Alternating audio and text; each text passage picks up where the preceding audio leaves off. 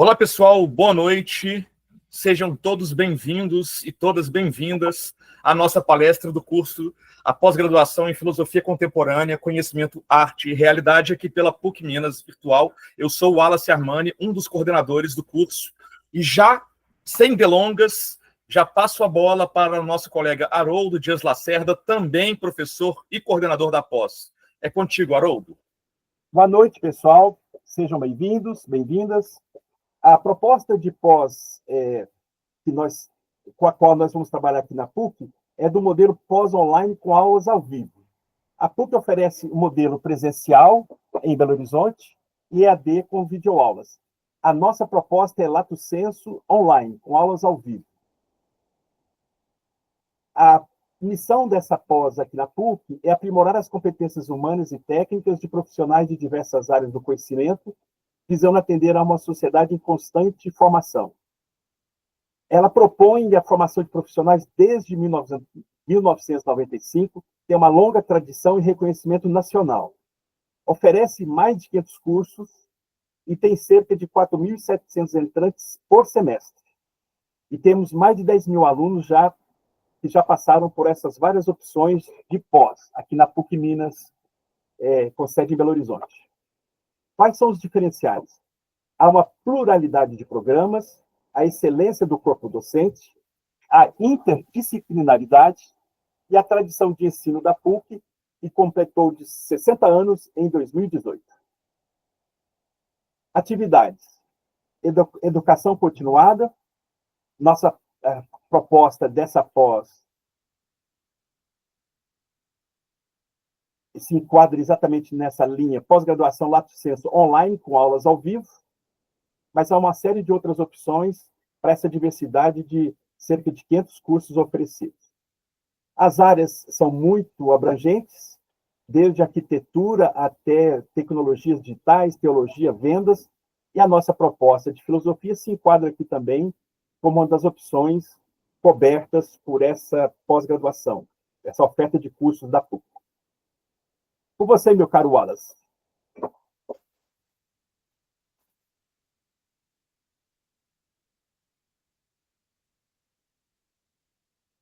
Microfone, Wallace. Obrigado. É bom que o Patrício também entrou. Patrício, seja bem-vindo. Boa noite. Salve, boa noite. Boa noite. Olha só, pessoal, então, essa nossa pós-graduação, ela tem como princípio tentarmos entender quais são essas relações ou criarmos aproximações entre conhecimento, arte e realidade. Como uma pequena provocação aí, eu coloco essa imagem, né, dessa Vênus, chamada de Vênus primitiva por alguns autores, ou Vênus de terracota, ou Vênus pré-histórica, para entender essas três faces, ou essas três representações da figura da deusa Vênus, né, conhecida também posteriormente pelos gregos como a deusa do amor, mas essa figura aí ela representa, na verdade, a estrutura da Terra, né? Gaia, na sua representação também grega, a própria Deméter, a deusa mãe, e, ao mesmo tempo, ela representa todas as relações que se tem entre seres humanos, agricultura e fertilidade. Então, a gente tem que entender mais ou menos o que pode ser extraído ao vermos uma imagem como essa, nessas três posições às quais ela está representada, e aí é uma brincadeira para entendermos o que de fato é conhecimento, o que é arte e o que é realidade. Pode passar para frente, meu caro. Aqui eu começo a apresentação, então, dos nossos membros, professores coordenadores dessa pós-graduação. O professor Júlio César da Silva, que, infelizmente, até por motivos de trabalho, ele está, nesse momento, lecionando num curso de graduação a qual ele trabalha. Ele é doutor em filosofia, com ênfase em lógica pela UFMG, mestre em administração, com MBA em gestão da tecnologia da informação, bacharel também em filosofia. O Júlio, assim como eu e o Haroldo, seremos aí os coordenadores e as pessoas que darão voz e suporte tanto aos professores e à professora desse curso, quanto aos alunos. Em sequência, o professor Haroldo Dias Lacerda, que ele é artista visual pela EBA, UFMG, Escola de Belas Artes, com mestrado em Educação pela FAI, a Faculdade de Educação também da UFMG, com ênfase em estética. Ele é também professor efetivo da Universidade de FUMEC, já há mais de uma década, né, Haroldo? E professor convidado da PUC Minas na pós-graduação em psicopedagogia. É contigo, meu caro. Muito bem. Eu estou aqui nessa função de coordenador e serei responsável por 2 disciplinas aqui nessa pós, em que eu introduzo o nosso curso com a disciplina que trata dos conceitos universais e o silenciamento das vozes femininas, que tem um caráter quase que de introdução e de nivelamento para a gente poder, a partir dessa discussão, nessa disciplina, entrarmos, a partir da segunda disciplina, no modo que a gente vai trabalhar aqui, na perspectiva da arte, do conhecimento e da realidade. Depois, eu tenho em outro modo, eu participo com a disciplina em que eu vou discutir a arte contemporânea e a crise pela qual os conceitos têm passado. Ok, obrigado, Haroldo. Então, esse sou eu, né, o Wallace Rocha Armani, sou doutorando em Sociologia Política pelo UPERJ, aqui no Rio de Janeiro, de onde eu falo, no momento, mestre em Sociologia Política também pelo UPERJ. Eu cursei, né, mestrado em Linguística Aplicada durante 1 ano, né, fazendo aí todas as disciplinas teóricas obrigatórias e eletivas em Linguística Aplicada pela Unital, em Taubaté, e sou proprietário na Wallace Armani, Centro de Idiomas e Outros Estudos, a CIOE. Já vou encurtar também um pouco a minha fala, né, aproveitando esse gancho do Haroldo, porque, na verdade, eu vou lidar com 2 disciplinas, além de estar também na função coordenadora, eu estarei à frente de 2 disciplinas. Uma que vai lidar com as relações entre arte e política, política e arte, e a outra que eu vou trazer uma perspectiva para se entender a ficção científica a partir de uma lente de análise sociológica, para tentarmos ver o que de ficção científica, o que de ficcional a gente consegue extrair para fazer análises da realidade social. Então, é basicamente isso, né? Essas 2 disciplinas, elas têm uma relação muito próxima uma com as outras, porque eu vou trabalhar na primeira delas, em arte e política, relações das vanguardas, das primeiras vanguardas do século XX, para chegar até elementos da cultura pop atual. Ok? É isso. Mais para frente, Haroldo? Vamos dar prioridade ao professor Vitor, que tem um compromisso. Então, eu vou passar aqui o slide. Mas também é o próximo. Vitor, é com você. Ok, obrigado, Haroldo. Boa noite, pessoal. Boa noite. Mais uma vez é um prazer estar aqui com vocês novamente. Bom, falando um pouco sobre a minha experiência, sou bacharel e mestre em filosofia pela UFMG.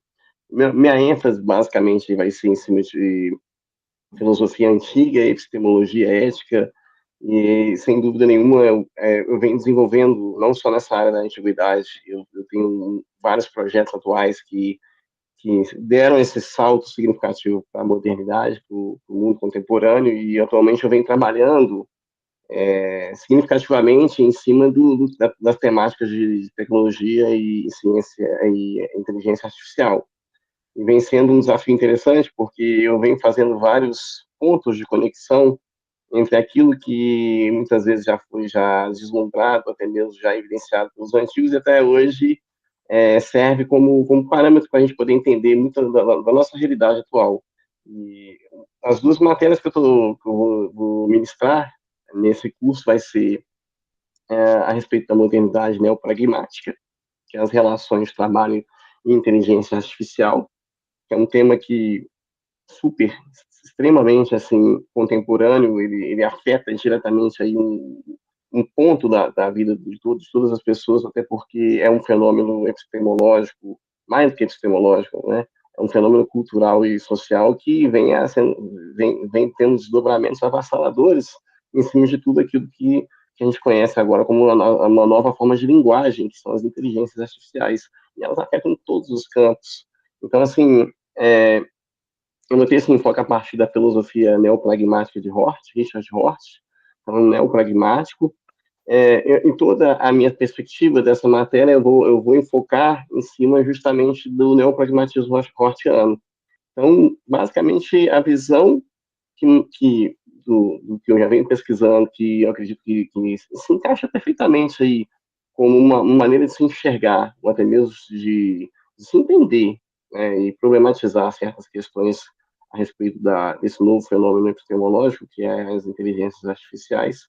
O Richard Horst, ele vem aí com toda a sua pegada voltada para a linguística, muito evidenciada.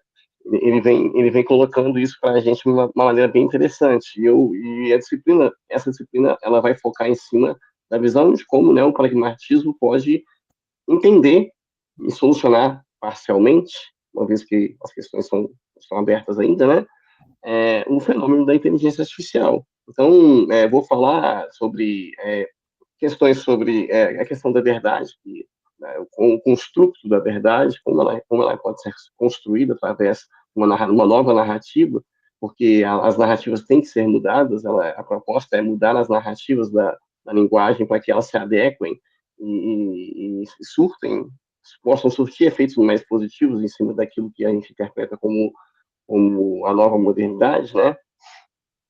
O conceito de solidariedade também é muito comum, muito forte na filosofia do Hort, principalmente na obra dele, que é a Contingência, Ironia e Solidariedade. E a outra obra que eu vou trabalhar muito é a Filosofia e o Espírito da Natureza, tudo com paralelos em cima da inteligência artificial. Então, assim, eu tenho um conteúdo dessa disciplina, certamente, ela é extremamente abrangente, muito desafiadora, vocês vão ver muitos exemplos, exemplos, inclusive, aí, tirados de jornais e novidades que a 100% estão sendo atualizadas diariamente, né, com novas tecnologias, novos desafios, biotecnologias. Então, tudo que eu estou conseguindo captar e interpretar isso e passar isso adiante vai ser colocado nessa disciplina, e sempre com 4 pontos, que é linguagem e realidade, solidariedade e inclusão, pragmatismo e ética, né, voltada para a inteligência artificial, e educação e adaptabilidade. Então, basicamente é isso, pessoal. Muito obrigado, Victor. Você quer complementar mais alguma coisa? Eu vou apresentar a outra. Pois não? Oi? A outra disciplina também? O Victor vai continuar a falar mais alguma coisa? Só para... Não, é só para finalizar da outra disciplina, né, que é a do Dilema da Liberdade. Eu tenho uma outra disciplina agora no campo da realidade, né? Essa do conhecimento, agora a outra seria do campo da realidade, né? Que é o Dilema da Liberdade nas sociedades democráticas, realidade, vontade e representação. Fica para mais tarde? Não, pode falar, porque aproveitar esse momento que você está aí, porque, como a gente te colocou mais à frente mesmo, já pode falar. Depois a gente passa para a Ariane. Vou ser mais sucinto. Serem mais sucinto.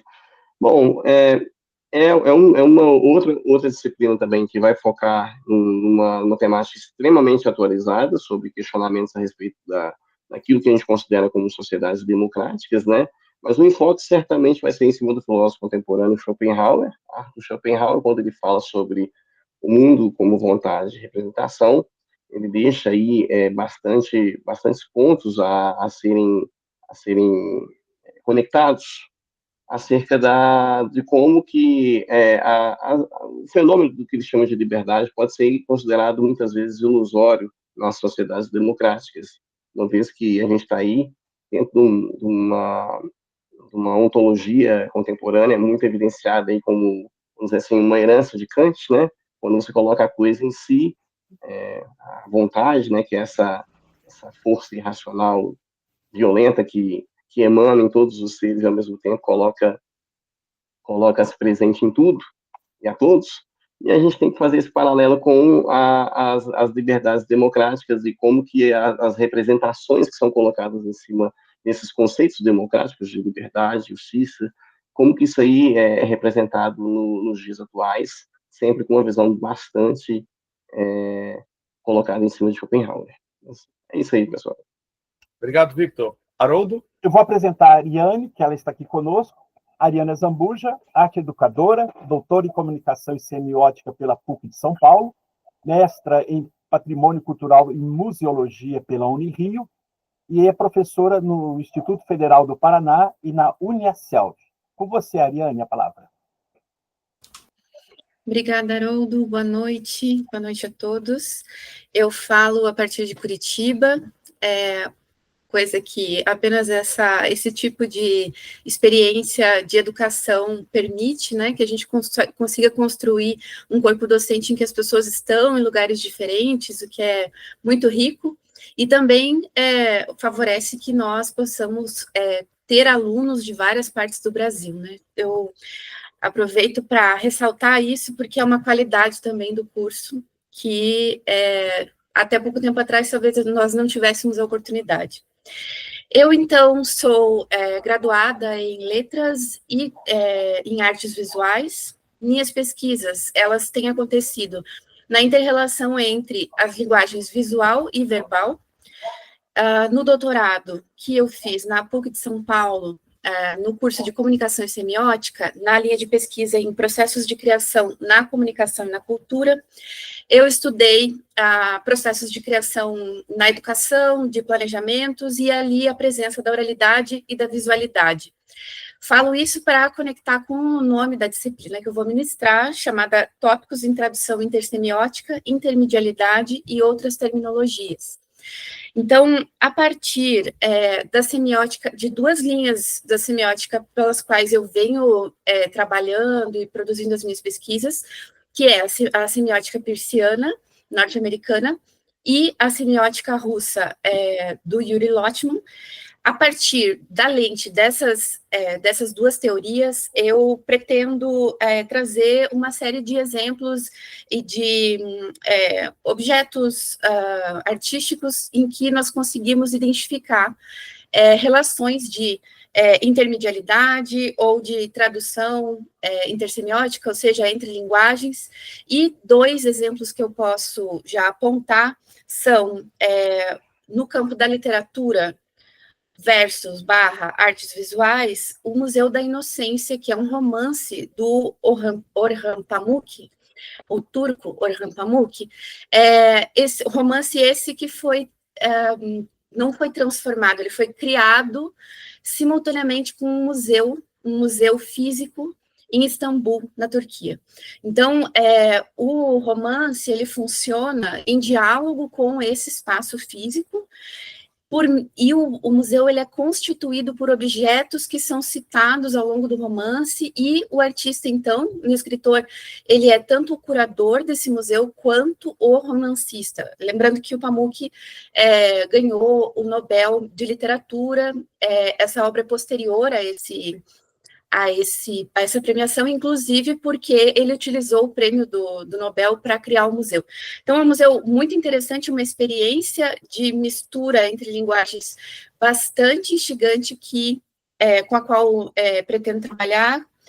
E um segundo exemplo é o da produção do nosso pintor modernista Emiliano de Cavalcanti, e a tradução que ele produz em algumas das suas obras, da oralidade em visualidade, especialmente em uma obra que eu venho estudando, chamada Feira Livre, em que o de Cavalcanti produz ali uma série de...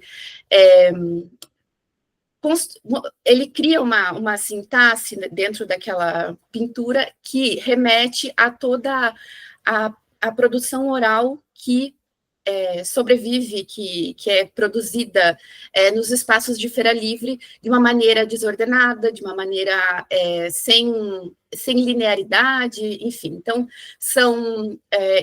essa percepção do de Cavalcanti em relação a uma característica das feiras livres e, por consequência, também das culturas latino-americanas, dessa ênfase na oralidade, ele traduz em visualidade nessa pintura. Então, é nesse sentido que pretendo trabalhar, e acho que assim eu encerro a minha fala. Eu não sei se precisa situar mais alguma coisa, mas... Não, perfeito, Ariane, obrigado, viu? Muito obrigado. Pode seguir então, Haroldo. Sigo, aproveitando que a Ariane estará comigo, no último módulo, nós vamos trabalhar juntos para fazer um trabalho que chama Assessoramento de Trabalho Final, em que nós dois vamos trabalhar a partir de tudo que foi construído desde o primeiro módulo, os trabalhos que se fazem ao final de cada disciplina, eu e a Ariane vamos reunir esses trabalhos na disciplina final, em que cada matriculado, cada aluna, cada aluno que estiver conosco vai se dispor a fazer um trabalho reflexivo a partir de um tema que escolhe ao longo dessa formação para desenvolver junto comigo e com a Ariane um trabalho final nessa disciplina de encerramento. Então, é um arremate da produção ao longo desse ano de trabalho nessa pós, aqui na PUC, e nós dois vamos fazer uma parceria, porque, em comum, nós dois temos esse trabalho que envolve arte e educação. Muito bom, meu caro. Então, agora, o Pedro Iselli, ele também está numa atividade docente, e a gente vai apresentar aqui o seu pequeno currículo, uma pequena apresentação da sua experiência. Ele é graduado em História, especialista em Gestão Escolar, e MIT7 aplicada à Educação, e mestre em Teoria Literária. Quando a gente for passar a lista de disciplinas, a gente vai poder falar um pouco mais da disciplina dele. O Matheus também é outro professor que está conosco aqui, mestre em Estudos Literários pelo UFMG, professor da Rede Estadual de Educação, poeta, escritor e produtor audiovisual. É importante a gente realçar, a partir dos perfis que até agora a gente tem apresentado, a diversidade de experiências. Nós temos professoras e professores aqui que trabalham no ensino superior, e o Matheus é um representante aqui de quem trabalha no ensino público, na rede estadual, no Fundamental 2. O professor Júlio César já foi apresentado, e aqui agora eu vou apresentar o professor José Eduardo Marco Pessoa, que está aqui conosco. Eu vou apresentar a sua formação e, em seguida, ele expõe as suas ideias para a sua disciplina. O José Eduardo, ele é doutor em Literatura Comparada pela UFMG, laurea magistrale em Arte, Música e Espetáculo pela Universidade de Bolonha, na Itália, e bacharelado em Artes Visuais pelo UFMG. Com você, José Eduardo, a palavra. Boa noite a todos. Eu vou fazer uma pequena apresentação da proposta de curso, né, dentro dessa visão mais ampla, né, que os outros professores darão. Eu trabalharei em literatura brasileira, uma figura, digamos assim, paradigmática, né, para entender a cultura brasileira e a relação entre metrópole e periferia, que seria Machado de Assis.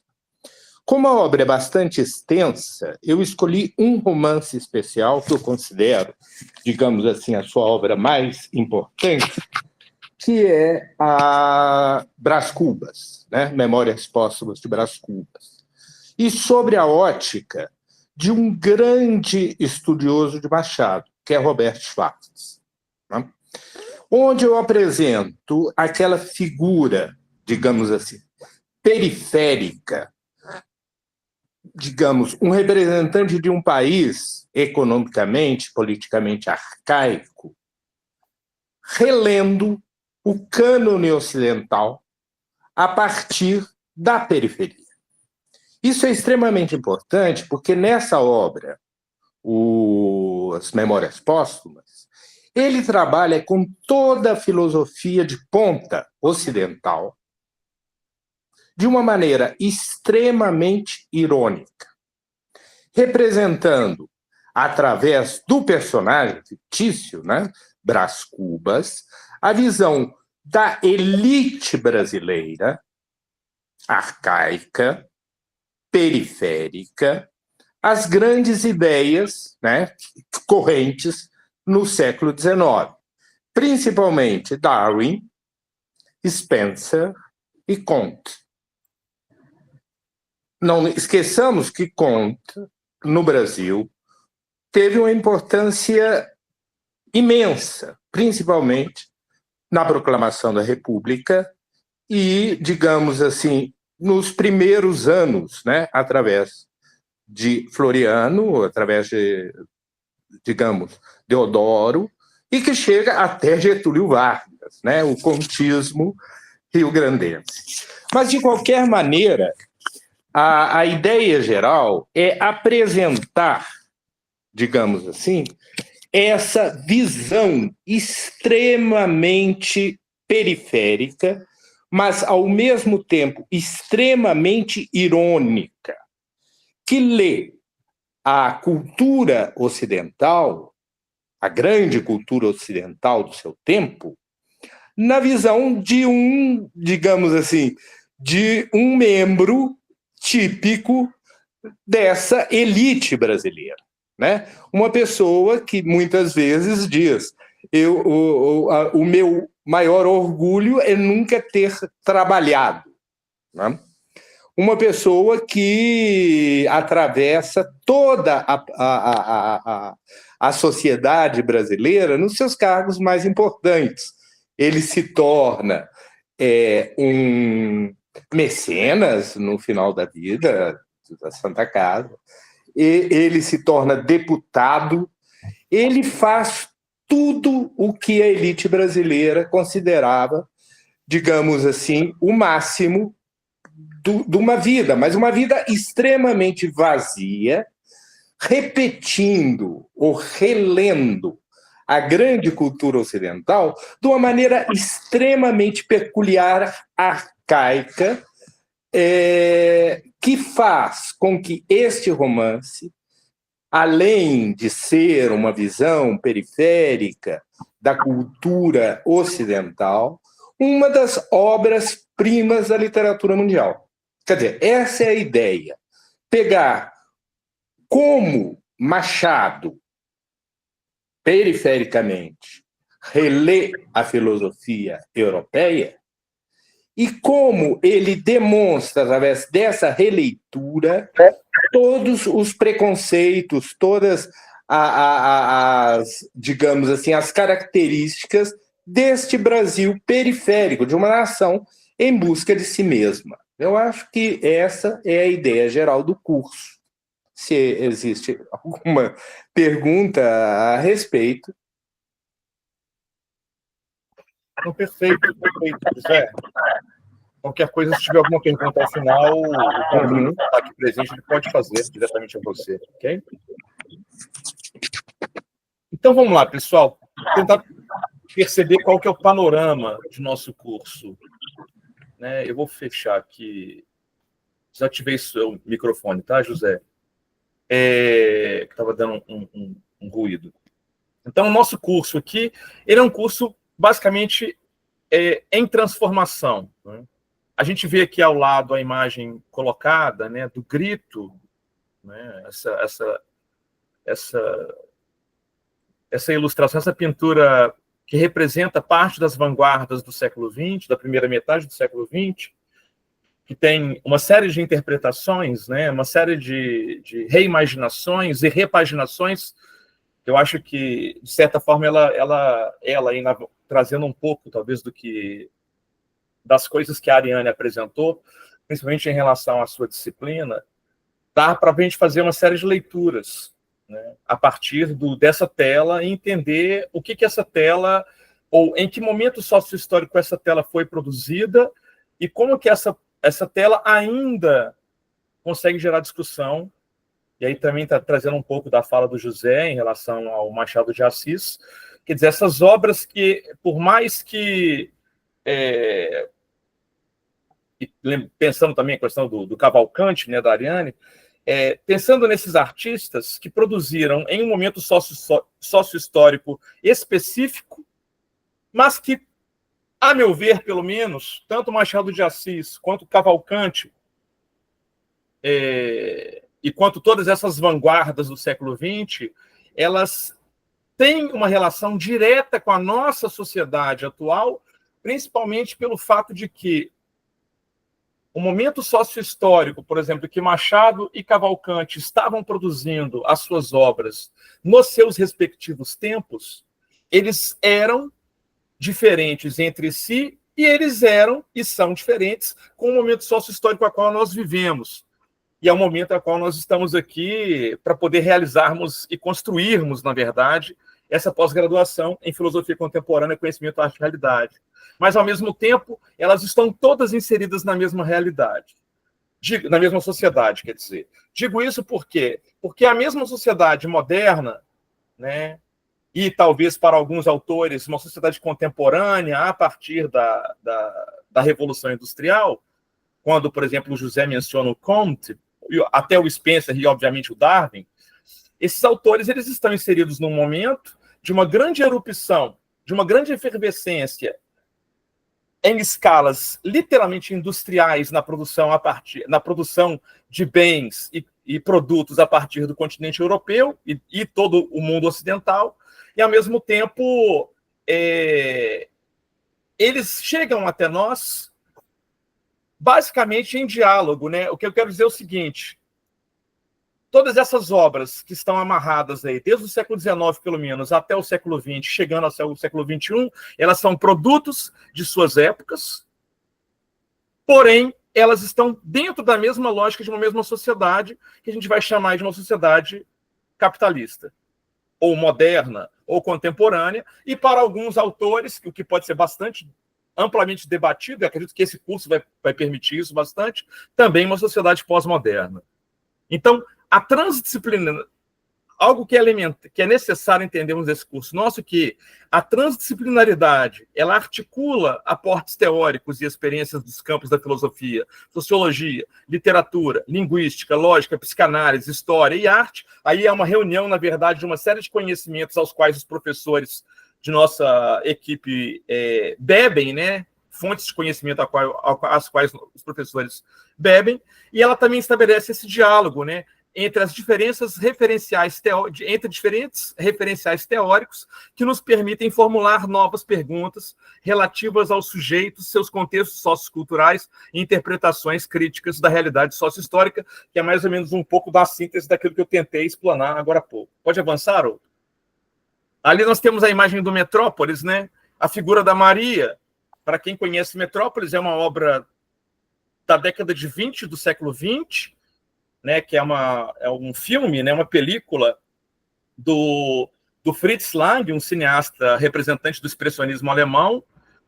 E aí nós temos basicamente a primeira obra de ficção científica da história do cinema, realizada há 100 anos, né, em que nós temos ali essa figura, a Maria, que é uma androide que ela tem também uma faceta humana, né? Ora, ela se aparece como mulher e a hora ela se mostra ou ela se traveste como robô, né? Essa figura da Maria, emblemática aí do cinema, ela foi também utilizada algumas décadas depois, lá nos anos 70 do século passado, pelo George Lucas, quando ele faz Star Wars, né, a saga de Star Wars, Guerra nas Estrelas, onde tem um androide chamado C-3PO, que é uma unidade tradutora que saberia aí traduzir alguns milhões de idiomas e dialetos de toda a galáxia.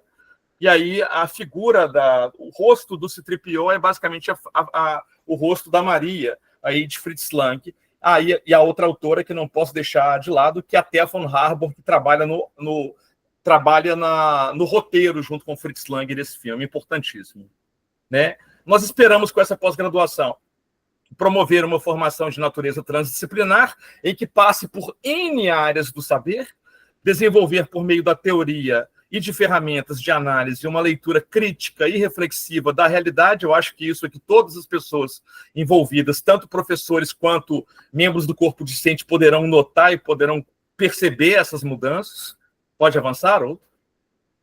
E também esperamos considerar as singularidades dos sujeitos, né? O debate entre o contraditório, a sociedade e o contexto histórico-cultural desses sujeitos. Aqui, ao lado, nós temos aí também um representante das vanguardas do século XX, mas no surrealismo, né, que é o Salvador Dalí, numa tela também bastante emblemática. Pode avançar? Pois não. A permanência da memória. Ah, sim.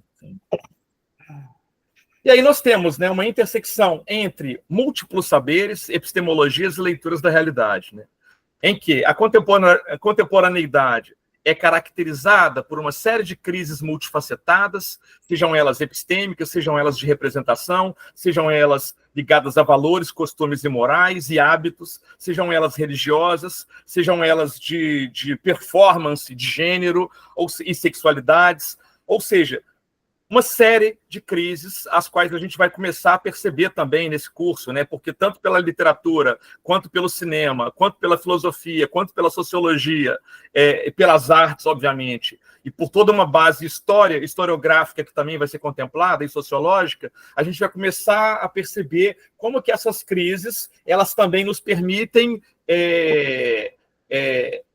ter ali umas espécies de salvaguardas, né? Em momentos de ruptura, em momentos de quebra, a gente também tem a capacidade, enquanto humanos, de reconstruirmos e criarmos a partir dessas rupturas, né? Para tentarmos, a partir daí, avançar, sem pensar numa lógica kantiana, né?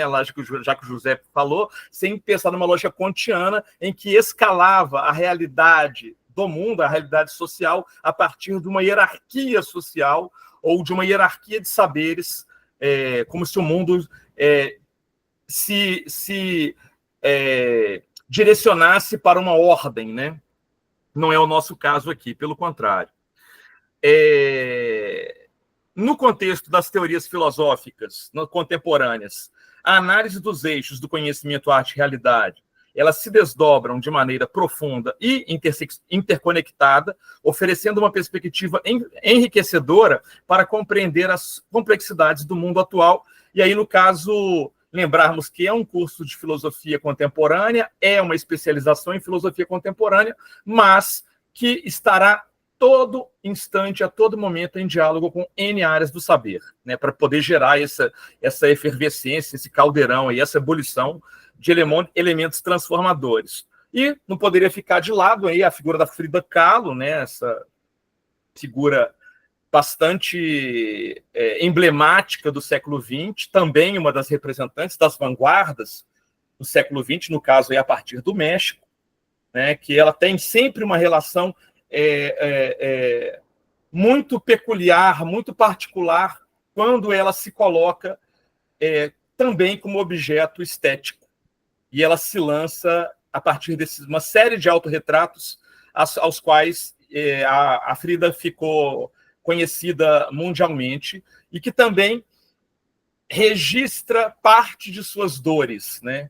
E das suas mudanças enquanto intelectual, enquanto revolucionária, enquanto mulher e enquanto artista naquele mundo a qual ela estava inserida, né? Pode avançar?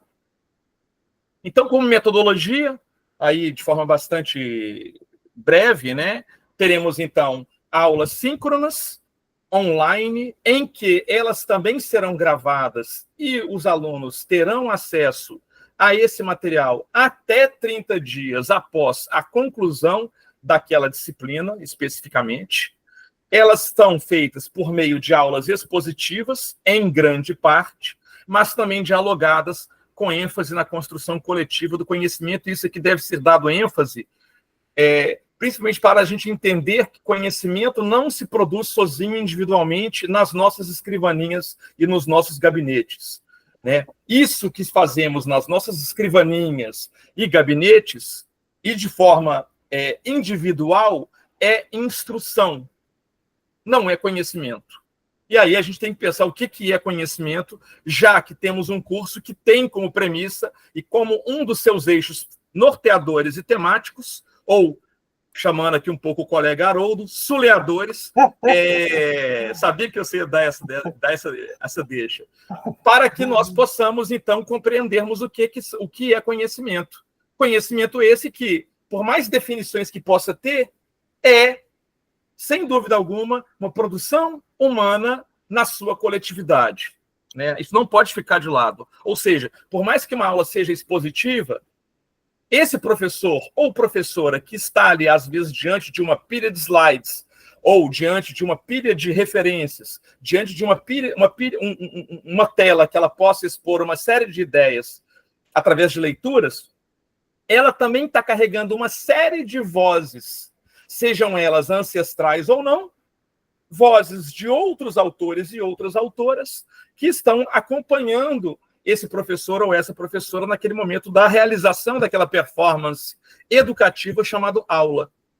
Eu acho que é interessante enfatizarmos isso, né? Pensando que há uma exposição, mas há uma sempre bem-vinda interrupção por parte do alunado para que esse alunado vire e fale, mas isso aqui eu não concordo, ou isso aqui eu discordo. Mas eu não concordo, eu discordo baseado em quê, cara pálida? Concordo e discordo baseado naquele autor tal e tal, daquela teoria tal e tal, porque aí sim a gente vai, de fato, avançar com a produção coletiva do conhecimento e sairmos, de fato, transformados numa pós-graduação feita à distância.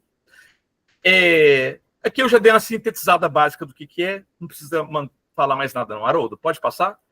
Só enfatizando que, diante de todo a nossa matriz curricular, só há uma assíncrona que é dada pela PUC, independente de nós, Humanidades.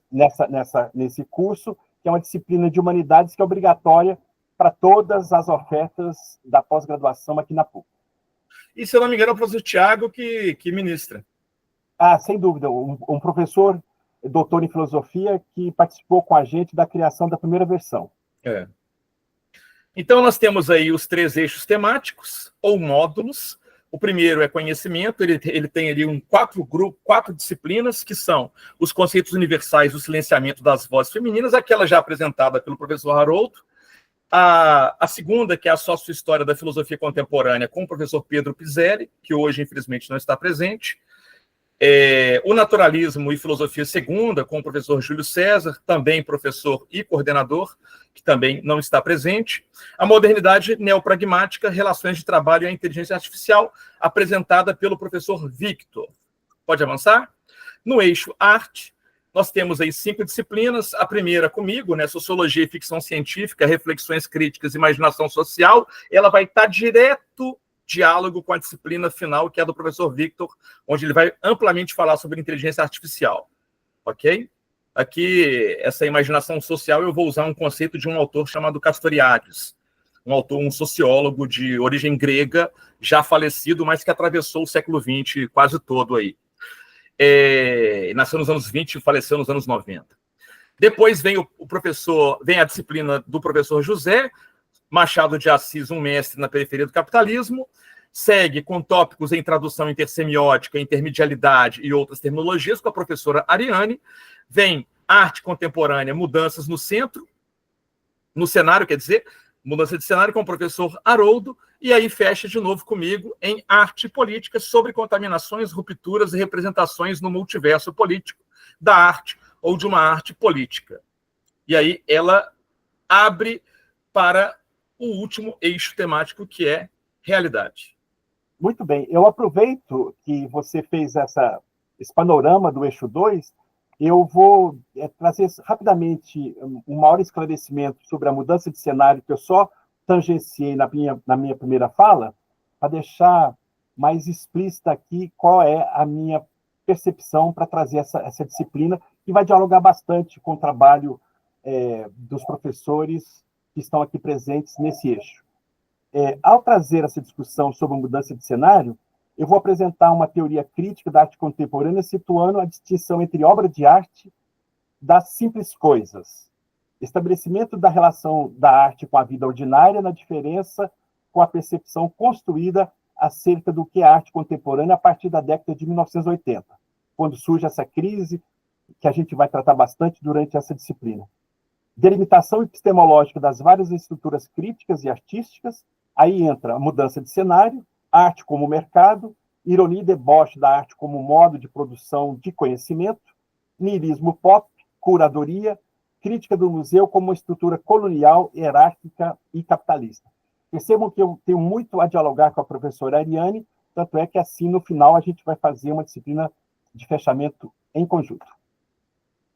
E aí, finalizando, no eixo realidade, começamos ali com a realidade brasileira a partir de sua literatura, com o professor Matheus, seguimos com ontologia naturalizada, também do professor Júlio César, a literatura e realidade, uma intervenção crítica e conceitual sobre a origem dos gêneros literários, com o professor Pedro Piselli, e o dilema da liberdade nas sociedades democráticas, realidade, vontade e representação, já mencionada pelo professor Victor, e finalizando aí o assessoramento de trabalho final com os professores Ariane e Haroldo, que ele acabou de mencionar. E aí isso é basicamente toda a nossa munição aí, todo o nosso cronograma dentro dessa pós-graduação em filosofia contemporânea, Conhecimento, Arte e Realidade. Temos aí, estamos chegando próximo do final dessa exibição, né?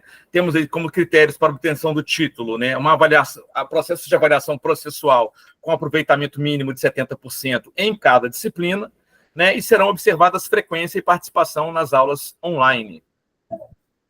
Haroldo, quer comentar alguma coisa em relação a isso? Eu quero sim, eu reforço a sua ótima colocação a respeito da participação, da troca, do diálogo que vai se estabelecer desde a primeira disciplina, uma vez que há possibilidade de que as aulas sejam gravadas, isso vai acontecer, mas eu só quero reforçar o que o professor Wallace já tinha colocado, que uma vez que o curso se constrói a partir do diálogo, aqui a gente enfatiza essa necessária participação durante as aulas online.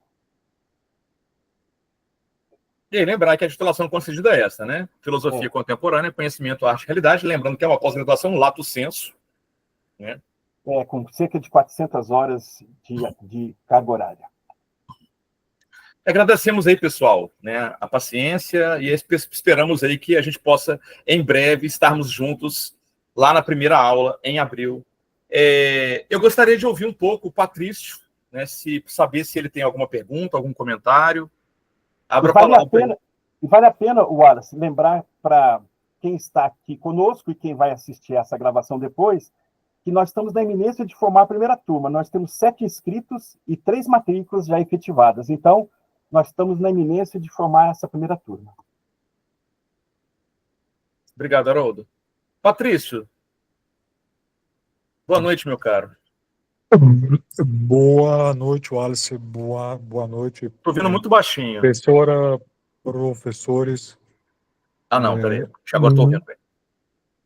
Na verdade, a minha dúvida principal já foi esclarecida, que é quanto à possibilidade de haver gravação dos encontros das aulas, porque eventualmente talvez eu não possa comparecer, né? E mesmo sendo um após à distância, o fato de ser síncrono acaba gerando essa dificuldade extra, né? Apesar de a gente conseguir comparecer à distância, né? A gente não tem a comodidade do EAD por completo, né? Uhum. De conseguir, ou seja, são aulas remotas, né? Não é bem um EAD, né? Uhum. São aulas remotas simples, mas eu acho ótimo, eu acho que é bom a gente ter a oportunidade de discutir as matérias, os textos, né, presencialmente, para ter um diálogo, né? Essa interação é bom para o aprendizado. Quanto à avaliação das disciplinas, eu não sei se eu entendi bem, eu prestei atenção na questão do trabalho de conclusão, né? Mas as disciplinas, as atividades, elas vão ser como, via de regra, a gente vê nas disciplinas de pós-graduação, a apresentação de trabalhos escritos, um paper, um artigo, ou vai variar de acordo com o docente, com a docente? Uma Tem boa pergunta, alguma Patrícia. orientação Eu quanto a isso? posso passar uma visão geral de como tem sido a Certo. experiência em outras pós aqui na PUC nesse modelo. Enfatizando que tem uma diferença grande, você já marcou, a diferença entre uma pós EAD e uma pós com aulas online síncronas. Você já destacou a importância da diferença. O fato de você ter um curso em EAD, que não é o nosso caso, você deixa gravada aquele conjunto de aulas, você imagina 400 horas gravadas, e a interação se dá minimamente, só respondendo tarefas, respondendo atividades. A nossa proposta, o destaque e a qualidade dela diferenciada está exatamente no fato de que, a maioria das vezes, quando você puder, esteja conosco online, sincronamente, exatamente para estabelecer uma construção efetiva do conhecimento. Com relação à avaliação, você tem toda a razão, vai variar de professor para professora, mas basicamente se trata de uma diversidade de formas alternativas de avaliação. A apresentação de trabalhos em grupo, um trabalho final escrito, sob a forma de uma discussão, um texto, que não necessariamente vai ser artigo, porque nós temos aí muitas vezes, pouquíssimo intervalo. A realidade é essa, Patrício. Nós temos, às vezes, uma semana, no máximo 2, entre uma disciplina e outra. Então, a gente vai propor atividades de apresentação de trabalhos em grupos, dupla, trio, e também culmina com uma atividade de avaliação a respeito daquela disciplina por meio de um texto escrito, individual ou em grupo, vai variar de professor para professor, e também é um padrão da PUC, que a cada disciplina a gente faça um trabalho orientado em que você escolhe um tema que você aprendeu durante aquela disciplina, elencando o que você sabia, o que você aprendeu e o que você deseja aprofundar, porque essas ideias que você constrói desde a primeira disciplina, essas ideias serão levadas para a última disciplina, em que eu e a professora Ariane vamos, diante desses trabalhos que foram construídos sobre cada disciplina, propor um trabalho final em que vocês, alunas e alunos, definam um caminho para apresentar um trabalho mais autoral que sintetiza toda a sua aprendizagem durante toda a matriz curricular. Tá bem? Ótimo. Então, Mas assim, uma pergunta, Patrício. Vamos deixar registrado que a sua pergunta tem um dado muito importante. Não temos tempo, numa pós com esse perfil, de a cada disciplina criar um paper, criar um artigo. Sempre vai ser algo que tem um trabalho criativo, tem um trabalho de escrita, mas que seja mais sintético para poder ser coerente com essa carga horária e com um intervalo curto entre uma disciplina e outra. Seja viável, né? Para que seja viável. Certo, ótimo. Agradeço pelos esclarecimentos, professor. Aí só mais uma dúvida. Foi dito que já existem 3 alunos matriculados, né? Acho que tem um número mínimo, né, para que o curso aconteça. Então, assim, tem algum prazo limite para a gente definir se a turma fecha? Eu estou ansioso que dê certo e que as aulas comecem, porque eu gostei muito do programa e estou muito animado, assim, estou muito ansioso para começar o curso. Então, assim, sim. Então, hoje mesmo, antes de começar o encontro com você e com os professores aqui presentes, e com a Ariane, nós tivemos a presença da representante da PUC e ela nos deu essa informação. Dia 12 se encerra o prazo para inscrição, nesse momento. A coordenação da pós-graduação da PUC vai fazer uma reunião e vai fazer um balanço dos interesses e da possibilidade de essa pós continuar sendo oferecida por mais um prazo, ou se ela, em função do número de inscritos e matriculados, se ela vai ser cancelada e aberta no semestre que vem. Então, a minha torcida, do Wallace, do professor Júlio, da coordenação e dos professores aqui presentes, é que, até lá, se perceba que tem interesse, que nós estamos na iminência de formar uma turma mínima, por volta de 11 a 15 alunas e alunos. Então, vai depender muito, Patrício, e a gente te pede, dessa divulgação do boca a boca, nessa fase em que, nas próximas semanas, e a gente está torcendo para que ela seja prorrogada a inscrição por mais um tempo, para que a gente consiga formar essa turma mínima. Nós estamos também com a mesma expectativa de você, que a gente possa oferecer em abril. Se eles estenderem o prazo, aí as aulas vão começar um pouco depois do dia 5, exatamente em função da prorrogação das inscrições. Então, a gente adia o início também um pouquinho mais para dentro de abril. Tá bom? Ótimo. Bom, eu não tenho mais dúvidas, agradeço Bom, nós que agradecemos, todos. Patrício. Vai ser um prazer estar contigo aí mais uma vez, né? Compartilhando saberes aí, que eu sei que você é um cara bastante interessado, né, em uma série de coisas. E é isso, pessoal. Agradeço todo mundo. Ariane, José, Victor, Haroldo, Patrício. Pessoal, essa gravação ficará disponível na página da PUC Minas no YouTube, provavelmente a partir de amanhã, terça-feira.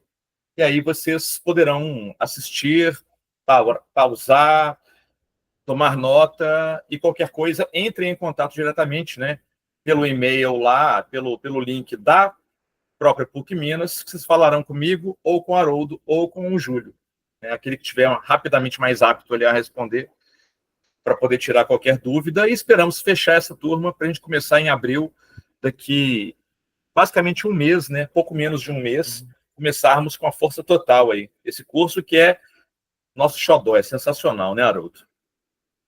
Então é isso, eu encerro então a gravação. Boa noite a todos e Obrigado, até abril. professores, por aqui estarem conosco e até breve. Boa noite a todos. Boa noite, muito obrigado. Boa noite.